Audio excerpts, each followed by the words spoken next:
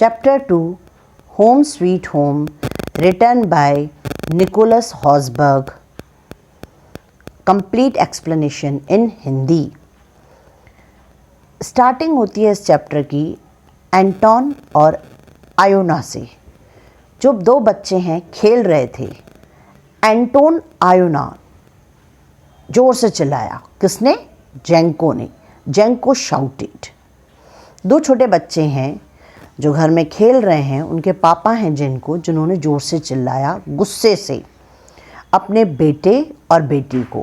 बेटा है एंटोन और बेटी है Iona. Stop beating that drum and clanging that tambourine. उन्होंने क्या बोला? जोर जोर से ड्रम को बजाना बंद करो और ये जो टैम्बूरिन यानी डफली जो छन छन आवाज़ भी कर रही है और ज़ोर ज़ोर से उसको बजाया भी जा रहा है, उसको बंद करो. और उनको जाके कबर्ड में रखो इमीडिएटली, अभी के अभी. और ये जो टॉयज़ हैं जो तुम्हारे सामने पड़े हैं, उनको भी जाके कबर्ड में रखो इससे पहले कि मैं उस पे गिर जाऊं या ट्रिप ओवर देम हो जाऊं.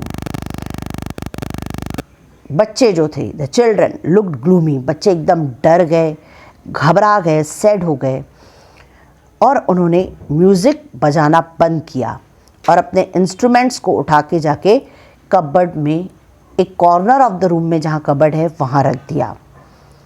जेंको had been trying to read the newspaper and the noise of his 9-year-old son drumming and his 7-year-old daughter accompaniment on the tambourine had given him a headache and made him irritable. इस paragraph का मतलब है जेंको जो उनके पापा हैं वो कोशिश कर रहे हैं कि उस न्यूज़पेपर को पढ़ें, लेकिन इतना शोर है, नॉइज़ यानी इतना शोर है कि शोर क्यों है? क्योंकि उसका 9 साल का बेटा और 7 साल की बेटी खिलौनों से खेल रहे हैं और ड्रमिंग कर रहे हैं और ड्रम बजा बजा के और टैम्बूरिन बजा के आपस में खेल रहे हैं, जिसकी वजह से जेंको को हेडेक यानी सर दर्द हुआ और वो इस बात से बहुत and made him irritable.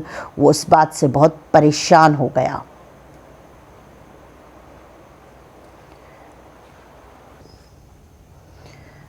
Although the drumming and juggling had stopped, but डफली बजाना और ड्रम बजाना बंद हो गया. एंटोन और आयोना दोनों बहुत ओबीडियंट थे, आज्ञाकारी बच्चे हैं. उन्होंने ये सब बंद कर दिया. The throbbing in Jenko's temple continued. लेकिन फिर भी जो थ्रॉम्बिंग यानी दर्द होना जेंको के टेम्पल यानी सर में, टेम्पल सर के लिए बोला जाता है, सर के सामने के लोब्स के लिए, वो कंटिन्यू था. उसको ऐसा महसूस हो रहा था कि जो परक्यूशन सेक्शन है यानी ऑर्केस्ट्रा का कुछ जो हिस्सा है अभी तक के बहुत ज़ोर ज़ोर से उसके सर में बज रहा है. लाउडेस्ट यानी बहुत ज़ोर से उसके सर में बजना. जेंको की वाइफ है मोनिका, जो बाहर आ गई. इमर्ज्ड यानी बाहर आ जाना. फ्रॉम द किचन, जो किचन में काम कर रही थी वो वहाँ से बाहर आ गई और लिविंग रूम में उसने एंटर किया. मोनिका बहुत छोटी सी थी, उसकी हाइट कम थी, पर यहाँ पे एक कहावत बोली गई है कि मोनिका स्मॉल है पर किचन तो और स्मॉल है, यानी किचन भी बहुत छोटा है, एक कबर्ड के साइज़ के जितना, not much larger than a cupboard. ऐसे लग रहा था कि वो भी बाहर थोड़ी सी फ्रेश एयर को लेने के लिए आई है. उसने जब शाउटिंग सुनी, she had heard the shouting, तो वो बाहर देखने के लिए आई कि वहाँ क्या चल रहा था. Had now come to see what was going on. ये सब देखने के लिए मोनिका बाहर आई. Where else are they to play, she challenged Jenko. Monica ने कहा जेंको को कि ये बच्चे आखिर कहाँ खेलेंगे.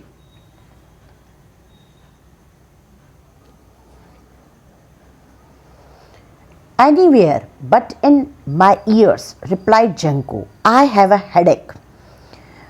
जेंको ने कहा कहीं भी खेलें मेरे कानों के अलावा. बट इन माई ईयर यानी मेरे कानों में ना खेलें. ये बात जेंको ने रिप्लाई की और जेंको ने कहा मेरा सर दुख रहा है. We have to learn to share the space we have, said Monika. इसके जवाब में मोनिका ने कहा हमको अपनी जगह को बांटना सीखना चाहिए, जितनी जगह भी अपने पास है। How do you think they feel when you keep them up all night with your snoring? उसने बोला, मोनिका ने आगे कहा, वो बच्चों को क्या लग रहा होगा, वो क्या सोच रहे होंगे जब वो तुम्हारे खराटे, स्नोरिंग यानी रात में सोने के बाद जो खराटे आते हैं, जो तुम रात भर खराटे लेते हो, उनको सुनकर। I wouldn't know about that, said जेनको। जेनको ने कहा, मैं उसके बारे में कुछ नहीं जानता, मैं उस वक्त सो रहा रहता हूं, तो मैं कैसे जानूंगा कि मैं कैसा स्नोरिंग करता हूं। उसने बोला कि I am asleep at night, वो उस रात में सोया रहता है, तो वो कैसे जानेगा कि वो किस तरीके के खराटे के साउंड बना रहा है। इस पे मोनिका ने रिप्लाई दिया, well I can tell you. Monika ने कहा, मैं तुम्हें बताती हूँ। तुम कैसे खराटे लेते हो? जैसे कि बफेलो यानी भैंसे इधर से उधर जोर से दौड़ रही हैं।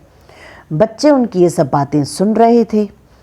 उस वक्त बच्चों को बहुत हंसी आ गई और वो अपनी हंसी यानी गिगल्स यानी हंसने को मफल यानी छुपाने की कोशिश करते हुए धीरे धीरे हंसने लगे।